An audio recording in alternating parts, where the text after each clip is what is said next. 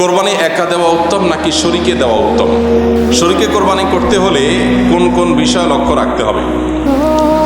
তিনজনে একটি গরু কোরবানি দিতে চাই, খরচ তিনজনের সমানভাবে বহন করব, গোশত সমান ভাগে ভাগ হবে, তবে দুইজনে দুই নাম করে এবং একজনে তিন নাম করে সম্মতিক্রমে মোট 7 নামে দেওয়া যাবে কিনা জানতে চাই।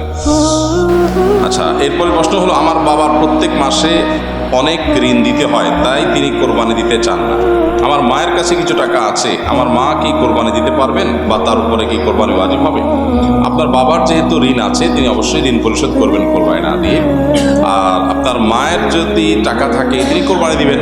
বাবা এবং মা সবার অ্যাকাউন্ট আলাদা আলাদা ইসলামী শরীয়ত অনুযায়ী। স্বামী স্ত্রী দুজনের অ্যাকাউন্ট আলাদা আলাদা। অনেক সময় দেখা যায় আমরা এটাকে গুলিয়ে ফেলি, এটা গুলিয়ে ফেলার কোনো সুযোগ নেই। স্বামীর যদি টাকা না থাকে তো বেচারাও কোরবানি দিবে না। স্ত্রীর টাকা আছে, তিনি কোরবানি দিবেন, তখন স্ত্রীর কোরবানির থেকে গোশত খাবে স্বামী। এই তো এরকম ব্যাপার না যে স্বামীর যেহেতু ঋণ আছে অতএব আমি কোরবানি দেব না, স্বামীর ঋণ আমি পরিশোধ করতে বাধ্য, এরকম না। স্ত্রী যদি স্বামীর ঋণ পরিশোধ করেন সেটা তার পক্ষ থেকে ইহসান হবে, ভালো। তিনজনে একটি গরু কোরবানি দিতে চাই, খরচ তিনজনের সমানভাবে বহন করব, গোশত সমান ভাগে ভাগ হবে, তবে দুইজনে দুই নাম করে এবং একজনে তিন নাম করে সম্মতিক্রমে মোট 7 নামে দেওয়া যাবে কিনা জানতে চাই।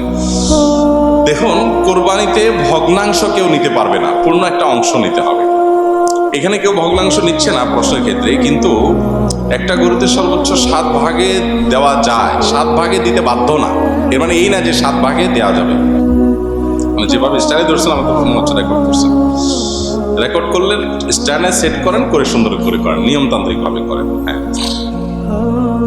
আচ্ছা,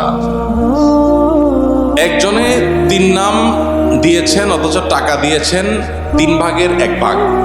3 নাম মানে 3 জনের তরফ থেকে দিয়েছেন, তো আর বাকি 3জন সমান করে টাকা দিয়েছেন। তার মানে এখানে হয় 3 জনের পক্ষ থেকে হবে বা এক একজনের 2 জনের তরফ থেকে দিবেন, তাহলে 6 জনের তরফ থেকে হবে। যেহেতু টাকা সমান দিচ্ছেন, টাকা দিচ্ছেন সমান, কিন্তু নাম একটা বেশি দিচ্ছেন, সেটা কিসের ভিত্তিতে? যদি সবাই বলেন ঠিক আছে আমরা টাকা বেশি দিলেও ওনাকে একজনের তরফ থেকে বেশি দেওয়ার সুযোগ আমরা দিলাম, আমাদের পক্ষ থেকে ছাড়, তাহলে সেক্ষেত্রে সেটা জায়েজ আছে।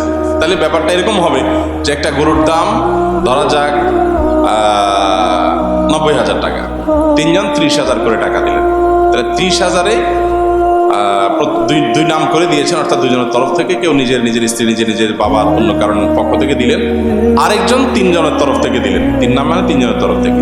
তো যে ব্যক্তি 3 জনের তরফ থেকে দিলেন তার তো 45,000 টাকা দেওয়ার কথা, কিন্তু দিয়েছেন 30,000 টাকা। তাহলে বাকি 15,000 টাকা যেটা তিনি দেন নাই, অবশিষ্ট 2 শরিক মিলে যদি বলেন ঠিক আছে আমরা দিয়ে দিয়েছি, ওইটাই ওখানে কাউন্ট করলাম, এটা তোমার জন্য গিফট, তোমার তরফ থেকে হলো, তাহলে জায়েজ হবে।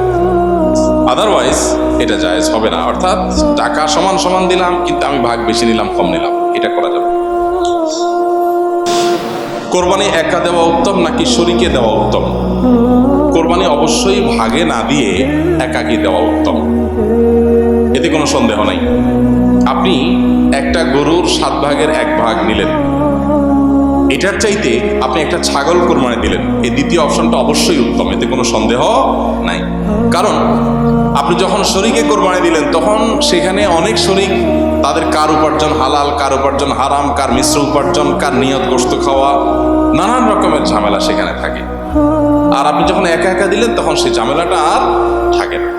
এই জন্য একাকী কোরবানি দিলে সেটা অধিকতর উত্তম হয়। আমরা সাধারণত গরু কোরবানি না দিলে আমাদের দিলটা শান্তি হয় না। এই দিলটা শান্তি হয় না কি আল্লাহর জন্য, আল্লাহর রাস্তায় বেশি টাকা খরচ করার নিয়তে? সেটাই যদি হয় তাহলে অন্য খাতে দানের ক্ষেত্রে কেন এত আগ্রহ দেখা যায় না? তো এই জন্য আসলে আমাদের নিয়তটাকে পরিশুদ্ধ করা দরকার যে আমরা কেন কোরবানি দিচ্ছি। অতএব কোরবানি আপনি একা একা দিতে পারলে সেটা উত্তম। হ্যাঁ, শরীকে দিলে সেটা জায়েজ আছে, না জায়েজ না। শরীকে কোরবানি করতে হলে কোন কোন বিষয় লক্ষ্য রাখতে হবে? শরীকে কোরবানি করতে হলে আপনাকে লক্ষ্য রাখতে হবে প্রথমত যে শরীক সবার উপার্জন যেন হালাল হয়।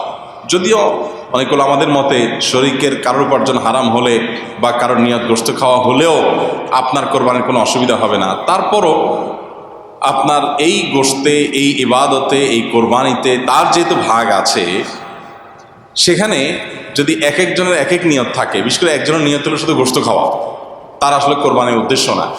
তাহলে সেক্ষেত্রে আপনার অন্য সবারই কোরবানি হবে কিনা সেটা নিয়ে যেমন বললাম অনেক ওলামার মতে হবে, আবার অনেক ওলামা একরাম ফোকাহ একরামের মতে কিন্তু এটা হবে না, কারণ এখানে পশু একটাই জবাই হচ্ছে, নিয়ত একজন এক একটা হলো এটা গ্রহণযোগ্য না। এক, দ্বিতীয়ত হলো নবী সাল্লাল্লাহু আলাইহি ওয়াসাল্লাম বলেছেন ইন্নাল্লাহ তাইয়্যিবুন লা ইয়াকুলু ইল্লা তাইয়্যিব, আল্লাহ পবিত্র, পবিত্র ছাড়া কিছু গ্রহণ করেন না। অতএব কোরবানির পশুতে হারাম টাকা কেউ ইনভেস্ট করলো, আল্লাহ এটা গ্রহণ করবেন না।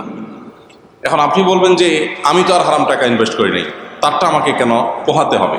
আপনাকে পোহাতে হোক বা না হোক, তার ওইটার দায় আপনাকে নিতে হোক বা না হোক, কিন্তু হারামের সাথে মিশ্রণ হয়ে যাচ্ছে আপনার টাকা। তো এই টাকাটা তো মিশ্রণ হোক, সেটা আপনি না চাওয়া উচিত। সেই সব জায়গা থেকে শরীকে কোরবানি করলে সবার উদ্দেশ্য ঠিক আছে এটা খেয়াল করা দরকার। ইখতিলাফের ঊর্ধ্বে উঠেও এটা খেয়াল করা দরকার যে সবার নিয়তটা ঠিক আছে, সবাই মুখলেস মানুষ, শরীকরা ভালো মানুষ এবং উপার্জনগুলো হালাল, এটা দেখা দরকার। দ্বিতীয়ত, গোশতের ভাগ ইত্যাদি যখন হবে তখন ইনসাফের সাথে ভাগ হচ্ছে কিনা সেটাও খেয়াল করা দরকার। এক্ষেত্রে যদি বেইনসাফি করেন সেটা গুনাহ হবে।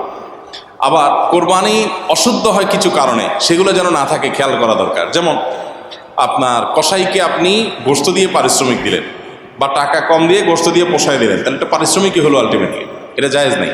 শরীকে কোরবানি দিলে এগুলো বিশেষভাবে খেয়াল করতে হয়, কারণ শরীকে এক একজন এক এক চিন্তার, সবাইকে এক করে তারপরে কোরবানি করার চেষ্টা করতে হবে। ভালো মানুষ বেশি দিন বাঁচে না, কথাটা কি সত্য? কারণ সমাজে যখন কোনো ভালো মানুষের মৃত্যু হয় তখন এরকম কথা শোনা যায়, অনেকে এরকম কথা বলেন যে ভালো মানুষ বেশি দিন বাঁচে না। এটা আসলে কোনো কোরআন হাদিসের কোনো কথা যে এরকম না, বরং নবী করিম সাল্লাল্লাহু আলাইহি ওয়াসাল্লামের একটা হাদিস আছে আমরা জানি, খায়রুন নাসি মান তালা আমরুহু ওয়া হাসুনা আমালু, সবচেয়ে উত্তম মানুষ হলো সে যার হায়াত বেশি পায় আবার আমলও বেশি করতে পারে, এ হলো সবচেয়ে উত্তম মানুষ। তাহলে ভালো মানুষ হলেই হায়াত কম পায়, অল্প বয়সে মরে গেলে সেই ভালো মানুষ, এত সহজ ক্যালকুলেশনের সুযোগ নেই। অনেক খারাপ মানুষ অল্প বয়সে মারা যায়, আবার অনেক ভালো মানুষ অনেক দীর্ঘ হায়াত পেয়ে তারপরে মারা যান। অতএব কে কত হায়াত কম পেয়েছে বেশি পেয়েছে এটার উপরে আসলে ভালো মানুষ খারাপ মানুষ হওয়া নির্ভর করে না। ভালো মানুষ খারাপ মানুষ হওয়া নির্ভর করে ভালো কাজ করে যেতে পেরেছেন কিনা এটার উপরে। বরং যদি ভালো কাজ করার সুযোগ পায় তাহলে দীর্ঘ হায়াত পেলে আরো ভালো, নবী সাল্লাল্লাহু আলাইহি ওয়াসাল্লাম বলেছেন। অতএব আমরা যে বলি অল্প বয়সে মারা গেলেই বলি যে লোকটা ভালো ছিলেন, ভালো মানুষ দেখে বেশি দিন বাঁচেন নাই, এরকমটি এত সহজে যোগ বিয়োগ করা ঠিক না। তবে হ্যাঁ, কেউ মারা যাওয়ার পর সে যদি সত্যি ভালো হয় তো সুধারণা করা যেতে পারে, এতে কোনো সমস্যা নেই। কোরবানি একা দেওয়া উত্তম নাকি শরীকে দেওয়া উত্তম? শরীকে কোরবানি করতে হলে কোন কোন বিষয় লক্ষ্য রাখতে হবে?